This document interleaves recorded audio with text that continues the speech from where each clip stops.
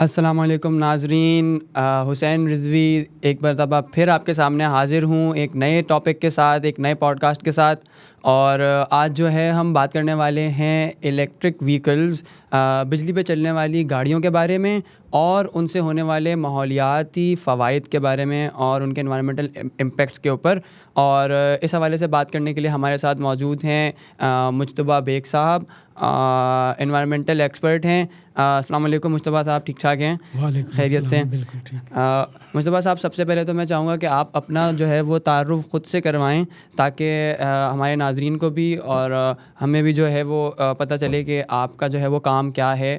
اور شکریہ حسین، میرا نام مجتبیٰ بیگ ہے۔ میں گزشتہ 27 سال سے جو ہے انوائرمنٹل اویئرنیس کی فیلڈ میں ہوں، اور میں مختلف سرکاری اور نجی اداروں سے وابستہ رہا ہوں، اور میرا جو فورٹے ہے وہ خاص طور پہ پبلک اویئرنیس کا ہے، جس میں ایونٹ مینجمنٹ ہے، پبلیکیشنز ہیں، اور جو بھی ناولز لکھنا اور ٹرانسلیٹ کرنا۔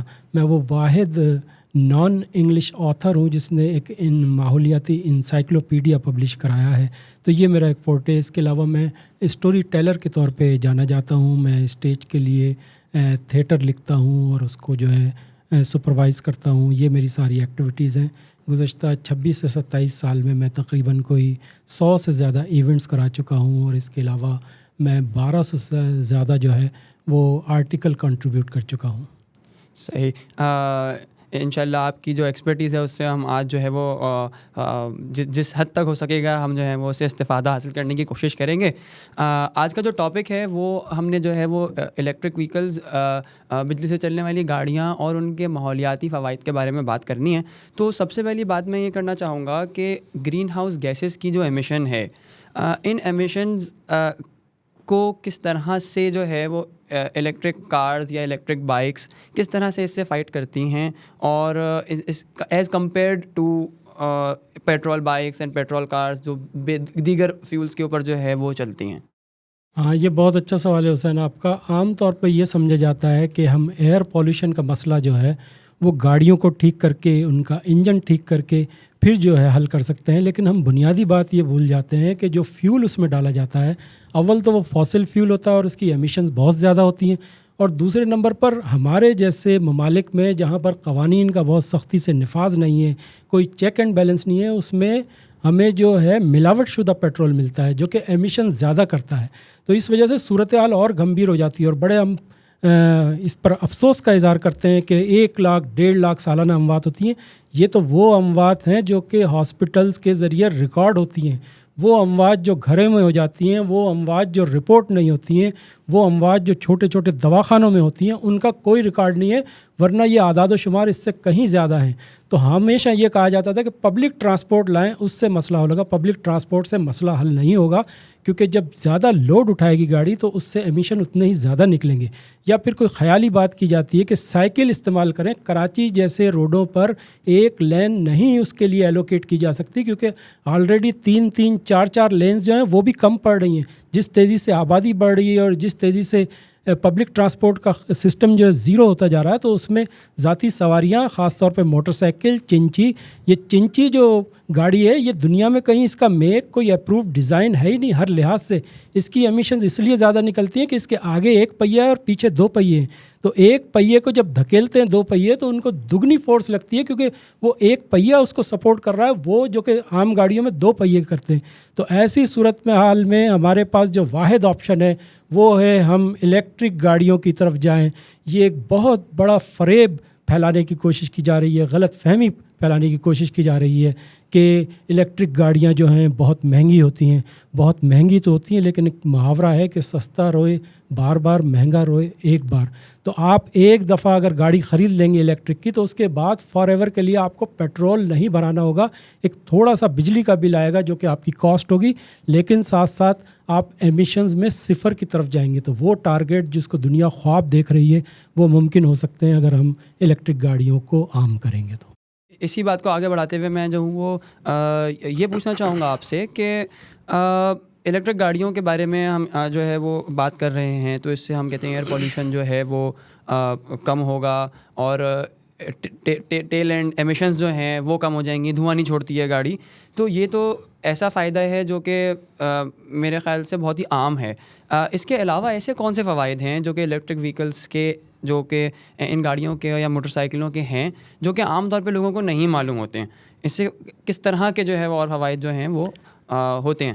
بالکل صحیح بات ہے. ایک تو دیکھیں, ایک اس میں اکنامک آسپیکٹ جو ہم بھول جاتے ہیں. وہ فرد جو موٹر سائیکل, جو کار استعمال کرتا ہے, تو آپ یہ سوچیں کہ اس کی آمدن کا ایک بہت بڑا حصہ آنے جانے میں, پیٹرول میں, بائک اور گاڑی کی مینٹیننس میں خرچ ہو جاتا ہے.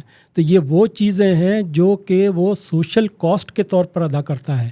یہ وہ پیسے ہیں جو وہ اپنی دیگر انتہائی اشد ضروریات پہ کمپرومائز کر کے وہ ادھر لگاتا ہے, جس میں وہ اعلیٰ کوالٹی کی غذا حاصل نہیں کر پاتا ہے, وہ اعلیٰ طبی سہولیات حاصل نہیں کر پاتا ہے, وہ ہیومن ریسورس ڈیولپمنٹ یعنی اپنے بچوں کی تعلیم کے لیے اعلیٰ کوالٹی کے تعلیمی اداروں کا انتخاب نہیں کر پاتا ہے, کیونکہ اس کا ایک بہت بڑا خرچہ سامنے رکھا ہوا ہوتا ہے. آج کراچی میں لوگ کہتے ہیں کہ کوئی فرد کسی سے ملنے نہیں آتا, لیکن وہ یہ بھول جاتے ہیں کہ کراچی میں کسی سے ملنے جانے کی قیمت 300 روپے سے 1000 روپے تک ہے. تو 1000 روپے ادا کر کے کسی سے ملنے تبھی جائے گا جب بہت اہم نوعیت کی کوئی بات ہوگی.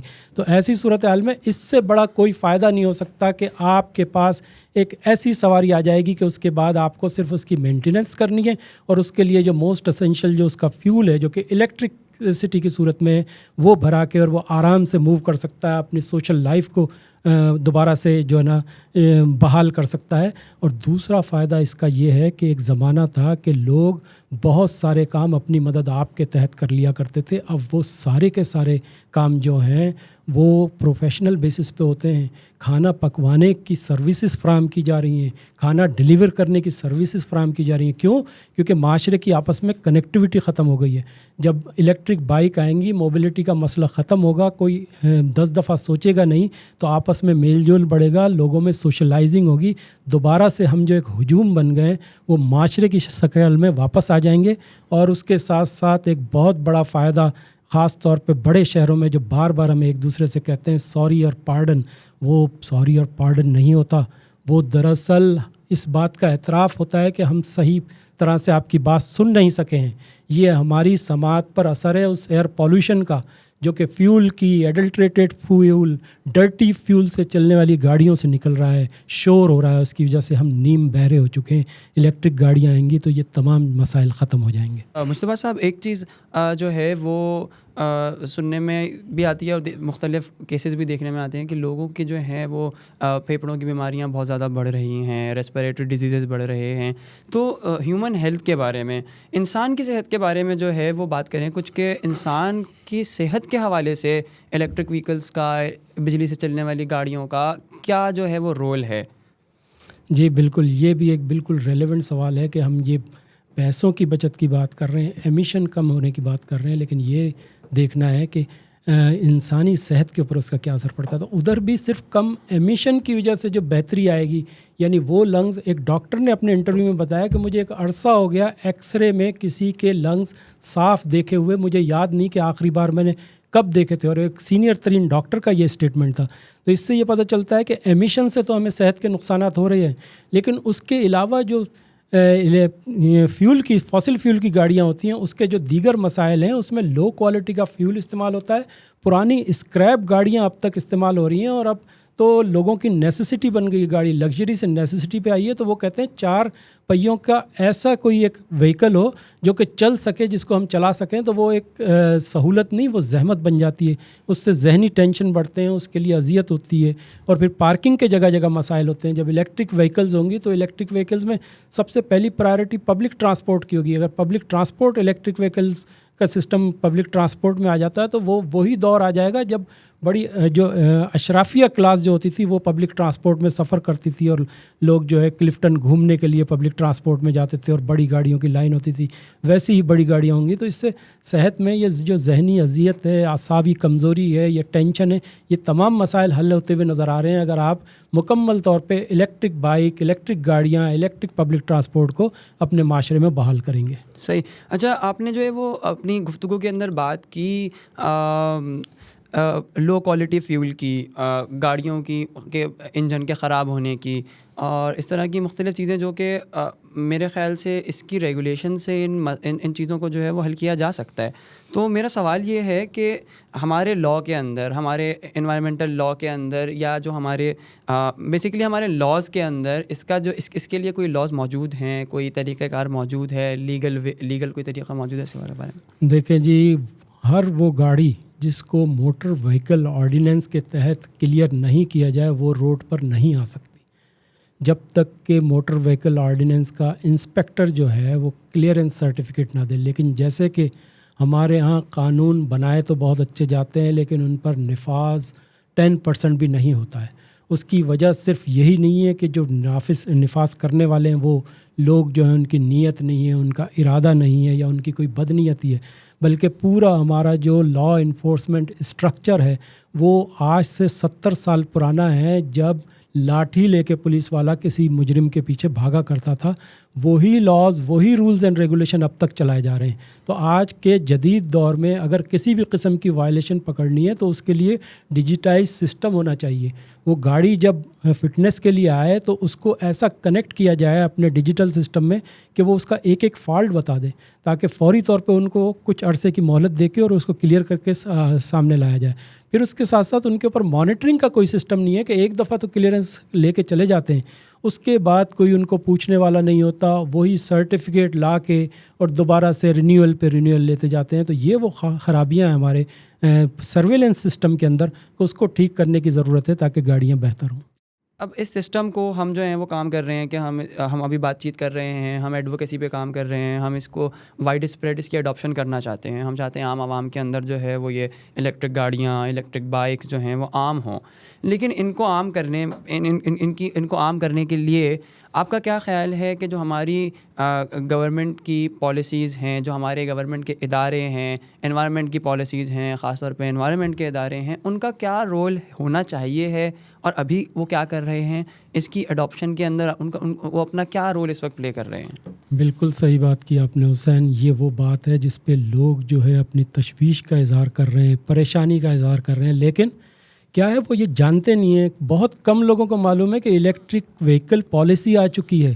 اس کے اندر ایسے سپورٹ دی گئی ہے لوگوں کو، ان کو آسان شرائط کے اوپر قرضے کی سہولیات کا بتایا گیا ہے. اس میں ان کو پروڈیوسرز اور سپلائرز کو ان کو انسینٹیو دیے گئے ہیں. اس میں بات کی گئی ہے چارجنگ انفراسٹرکچر بنانے کی، لیکن ان سب چیزوں کو عام کرنے کی ضرورت ہے. اور وہ کون کرے گا؟ وہ سول سوسائٹی، میڈیا مل کے لوگوں کو بتائے گا کہ نہیں، یہ جو نیا سسٹم آ رہا ہے اس میں آپ کو زیادہ سے زیادہ پروٹیکشن دی گئی ہے، آپ کو زیادہ سے زیادہ بینیفٹ دیے گئے ہیں. بس آپ کو اتنی سمجھ ہونی چاہیے اور آپ میں اتنا اعتماد ہونا چاہیے کہ آپ یہ بینیفٹ لیں، اور بالکل زیرو مارک اپ کے اوپر آپ کو لون مل سکتا ہے. یہ گورنمنٹ کی اناؤنس پالیسی ہے، اور جو بینک ڈکلیئر کیے گئے ہیں کہ زیرو مارک اپ پہ لون دیں گے، وہ اگر انکار کریں تو آپ بینکنگ ٹریبونل میں ان کی کمپلین کر سکتے ہیں. لیکن یہ سب چیزیں عام لوگوں کو بتانے کی ضرورت ہے، خاص طور پہ جو لانگ ڈسٹینس کی ٹریول کرتے ہیں ان کے لیے ایک بہترین سبسٹیٹیوٹ ہے. نہ صرف یہ کہ ایمیشن کم کرنے کی وجہ سے، بلکہ ان کی سہولت کی حوالے سے بھی کہ ان کے جو فیول کی کاسٹ ہے وہ نہ ہونے کے برابر ہو جائے گی. تو اس کے لیے پوری کلیکٹیو ایکشن کی ضرورت ہے جو ہم مل جل کر سکتے ہیں. اس کے بغیر یہ بہت سہانا سپنا بن جائے گا کہ الیکٹرک وہیکلز کو تیزی سے جو ہے ریپلیس کیا جائے ان ڈرٹی فیول کی گاڑیوں سے. اچھا مجتبیٰ صاحب، بہت اچھا لگا آپ سے بات کر کے، اور بہت ہی فروٹفل جو ہے وہ کنورسیشن رہا آپ کے ساتھ. آپ کا بہت شکریہ، آپ نے جو ہے وہ وقت نکالا ہمارے لیے، اور ہمارے ناظرین کا بھی بہت شکریہ جنہوں نے ہمیں سنا اور ہمیں دیکھا. انٹل نیکسٹ ٹائم، خدا حافظ.